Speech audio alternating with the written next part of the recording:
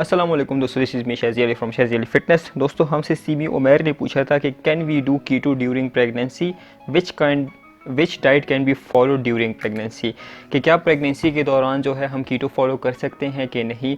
अगर कीटो फॉलो नहीं कर सकते तो कौन सी ऐसी डाइट है जिसको हम फॉलो कर सकते हैं। बहुत ही एक कॉमन आस्क क्वेश्चन है, तो आज इसके ऊपर हम बात करेंगे। तो टॉपिक स्टार्ट करने से पहले हमारे चैनल को सब्सक्राइब कर लें और बेल के आइकन पर क्लिक कर लें ताकि कोई भी वीडियो आपसे मिस ना हो।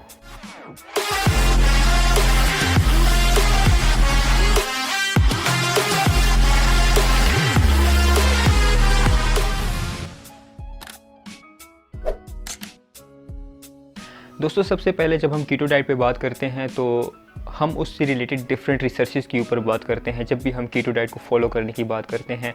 फॉर एग्जांपल, डेफिनेटली कीटो एक ऐसी डाइट नहीं है कि जो बहुत ही ज़्यादा कॉमनली या हर एक बंदा जो है उसको फॉलो कर रहा होता है, या काफ़ी ज़्यादा रिसर्चेस इसके ऊपर हुई हुई हैं कि जिनका हमारे पास काफ़ी ज़्यादा एक डाटा मौजूद हो और उस डाटा को देख के हम गेस कर सकें, उस डाटा को देख के हम एनालाइज़ कर सकें या कोई रिज़ल्ट निकाल सकें कि ये डाइट जो है प्रेगनेंसी के दौरान जो है फॉलो हो सकती है कि नहीं हो सकती है। अक्सर जो है ब्रेस्ट फीडिंग मदर्स भी ये क्वेश्चन पूछते हैं कि हम कीटो फॉलो कर सकते हैं कि नहीं फॉलो कर सकते हैं।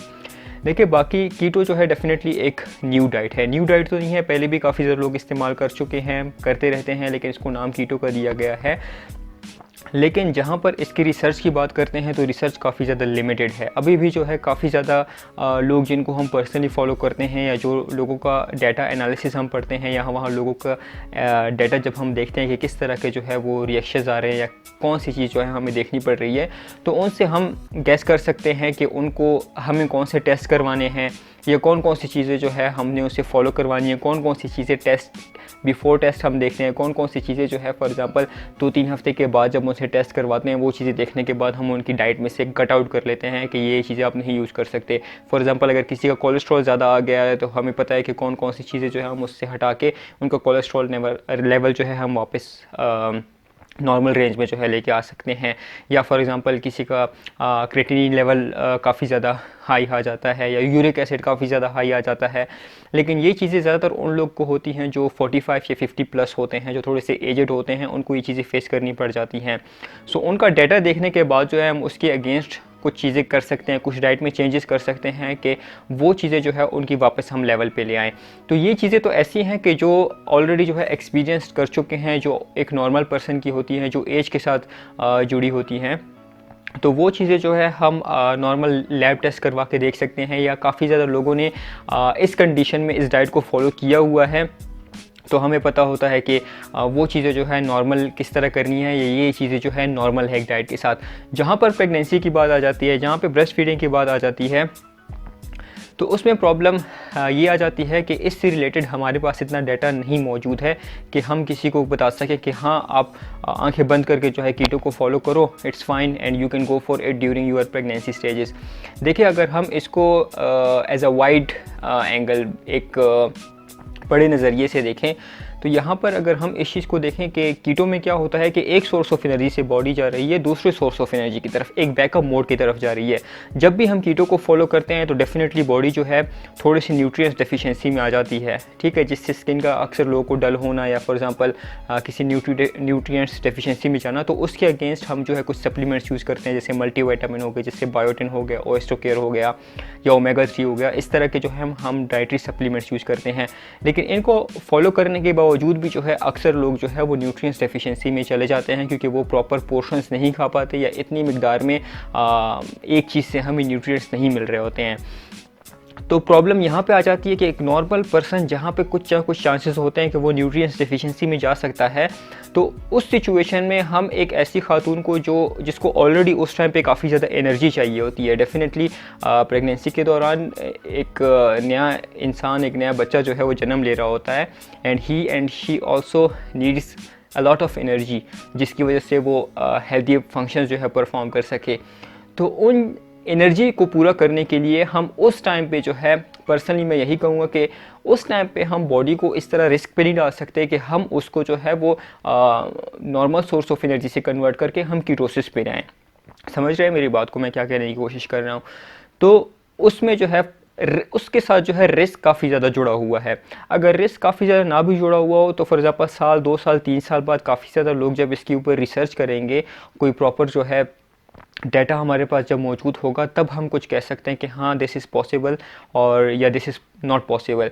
इवन यूट्यूब पे जो है एक लेडी है, उन्होंने अपनी पूरी एक जर्नी शेयर की हुई है कि शी वाज इन कीटोसिस, और कीटोसिस के दौरान जो है वो प्रेग्नेंट हुई है और थ्रू आउट जो है प्रेगनेंसी उन्होंने कीटो डाइट फॉलो की है and her pregnancy was very healthy, यानी कोई उसमें जो है कॉम्प्लिकेशंस नहीं आई थी। लेकिन ये यहाँ पर हम सिर्फ एक केस की बात कर रहे हैं, ठीक है।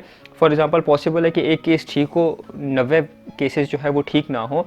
तो ये है कि कोई भी चीज़ फॉलो करने से पहले हम उसके साथ रिस्क देखते हैं कि रिस्क कितना ज़्यादा जो है जुड़ा हुआ है।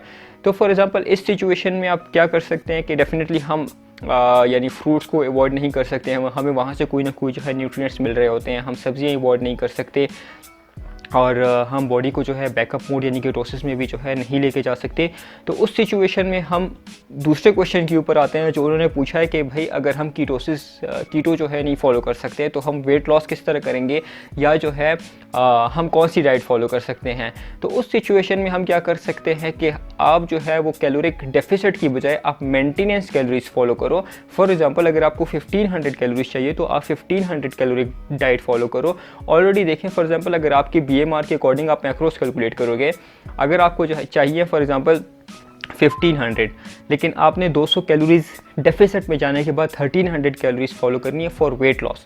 लेकिन मैं चूँकि इसलिए प्रेफर करूँगा कि आप 1500 या मे बी 100 कैलोरीज प्लस उसमें खाओ। उसकी रीज़न ये है कि ऑलरेडी जो है आपकी बॉडी काफ़ी ज़्यादा एनर्जी बर्न कर रही होती है ड्यूरिंग योर प्रेगनेंसी स्टेज, ठीक है। तो उस चीज़ को जो है वो कवर अप करने के लिए या उस चीज़ को जो है वो एनर्जी पूरी करने के लिए if you will eat your maintenance calories may be 100+ calories, so you will be burning more, आप उतना उससे ज़्यादा जो है वो बर्न कर रहे होगे। सो बेटर यही है कि आप अपनी मेंटेनेंस कैलोरीज कंज्यूम करें। प्लस आप ये कर सकते हैं कि you can go for low carb diet. For example अगर कीटो में हम 20 ग्राम कार्ब्स यूज़ कर रहे हैं, so you can have around 100 to 120 या 150 ग्राम कार्ब्स, ठीक है। और वो 150 ग्राम कार्ब्स जो है आप हेल्दी सोर्सेज से जो है वो कंज्यूम कर सकते हैं। For example healthy sources of carbs क्या हैं? They are the complex carbs. Complex carbs क्या होते हैं? जो हमारी बॉडी में एनर्जी स्लोली इंजेक्ट करते हैं, स्लोली जो है वो हमारी बॉडी में एनर्जी छोड़ते हैं। तो उससे ये क्या होता है कि बंदा जो है वो मोटा नहीं होता, और जब मोटा नहीं होता तो हमारी बॉडी जो है इतनी ज़्यादा एनर्जी स्टोर नहीं करती है। जब स्टोर नहीं करेगी तो हम फैट नहीं होंगे, जब फैट नहीं होंगे और ऑलरेडी जो है हम बर्न भी कर रहे हैं कुछ कैलोरीज, तो हम जो है ख़ुद ब खुद फैट लॉस करने की तरफ चले जाएंगे। तो अब आपके जहन में आ रहा होगा कि कॉम्प्लेक्स कार्ब्स कौन से हम ऐड कर सकते हैं। तो उसमें ओट्स हो सकते हैं, उसमें रेड बीन्स हो सकते हैं, उसमें ब्राउन राइस हो सकता है, उसमें जो है वो ब्राउन आटा हो सकता है, होल व्हीट बिस्किट्स हो सकते हैं। तो ये चंद ऑप्शन है कॉम्प्लेक्स कार्ब्स से कि ये आप अपनी डाइट में ऐड कर सकते हैं। प्लस डेफिनेटली हेल्दी प्रोटीन्स आ गए और उसमें हेल्दी फैट्स आ गए, वो तो अपनी जगह आप यूज़ कर सकते हैं, ठीक है। और उसके साथ साथ जो है आप फ्रूट्स का इस्तेमाल कर सकते हैं, ठीक है। और ऐसे फ्रूट्स जिनमें काफ़ी ज़्यादा कार्बोहाइड्रेट्स ना हो और जो हेल्दी हों, जिनसे आपको माइक्रो न्यूट्रिएंट्स काफ़ी ज़्यादा मिलें। तो उनमें क्या हो सकता है, उसमें आप एप्पल इस्तेमाल कर सकते हैं, उसमें आप स्ट्रॉबेरी इस्तेमाल कर सकते हैं, कभी कभार you can go for the banana as well, और फॉर एग्ज़ाम्पल मेलन आप खा सकते हैं। ये चंद एक फ्रूट्स हैं जो फॉर एग्ज़ाम्पल पाकिस्तान में आजकल ईजिली अवेलेबल होते हैं। So you can go for this kinds of options कि जिससे जो है आपको न्यूट्रिएंट्स भी काफ़ी ज़्यादा मिले और जिससे जो है आपकी बॉडी डेफिनेटली फैट गेनिंग की बजाय फैट लॉस फेज़ की तरफ आए, ठीक है। तो ये हमारी एक सजेशन थी, उम्मीद है आपको ये समझ आई होगी। और दूसरा ये कि दूध का जो है फॉर एग्ज़ाम्पल इस्तेमाल कर सकते हैं, दूध में भी डेफिनेटली प्रोटीन्स वगैरह होते हैं। और साथ ही साथ जो है आप डेली बेसिस पे वॉक करें। आप वॉक करेंगे तो डेफिनेटली बॉडी के लिए उतना हेल्दी होगा, उतना जो है आप हेल्दी जर्नी से जो है वो गुजर रहे होंगे। सो ये चंद एक पॉइंट्स थे कि जो आप अपना प्लान बनाते हुए जहन में रखेंगे, और उम्मीद है आप लोग को इस चीज़ की समझ आई होगी। इस चीज़ को आप जहन में रखें कि डोंट रिस्क योर सेल्फ, ठीक है।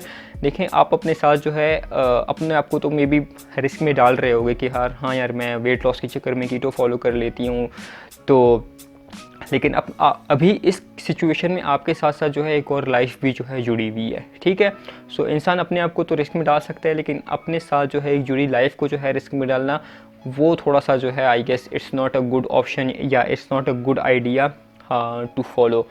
और बाकी ये कि जब रिसर्चेस आएंगी, जब काफ़ी ज़्यादा लोग इसके ऊपर वर्क करेंगे, कोई डाटा हमारे पास आएगा, सो उसके अकॉर्डिंग यानी मे बी साल 2 साल बाद जो है कुछ और इसकी नतीजे होंगे या कुछ और जो है सजेशंस होंगी। सो उम्मीद है आप लोग को ये वीडियो समझ आई होगी। सी यू इन अदर वीडियो। अगर आपको कोई क्वेश्चन है या आपको लगता है कि ये वीडियो आपके लिए यूज़फुल है, so do give it a like, and if you have a question you can ask in the comment section so that we can make another video on it. This is me Shazi Ali. See you in other video. Till then take care. अल्लाह हाफिज़।